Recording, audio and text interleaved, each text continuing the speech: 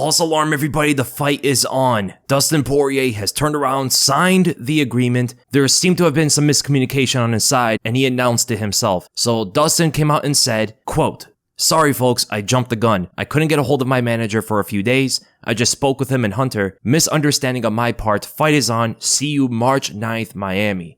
End quote. Dustin, you silly goose. Almost made us jump out the window. Dustin Poirier versus Benoit Saint Denis is going to happen. Very, very confusing situation. Perhaps they did not want that fight to fall off because Dustin on that card is going to help sell that pay-per-view more than anybody else. And if Dustin is saying the fight is on, that means the fight is 100% on because we know that Benoit was on board. We know the UFC wants to fight. Dustin was the only one that seems to have been in a bit of confusion here because he couldn't get a hold of his manager for a few days. So he thought the fight was just off. And honestly, the biggest thing was that they announced the fight before it was completely signed on yet. They announced Dustin Poirier versus Benoit Saint Denis for 5 rounds before Dustin signed the fight. And if they do it again where they're announcing these kind of fights like that and a fighter doesn't agree to the terms, it's going to create more confusion later on. And I can only imagine when Dustin said the fight was off, how many people may have canceled tickets, canceled their flight, because we do know that tickets for the arena is much more expensive than usual in Miami. And that takes off the whole potential of Dustin Poirier fighting Conor McGregor in UFC 300, but Conor still possibly could headline that card.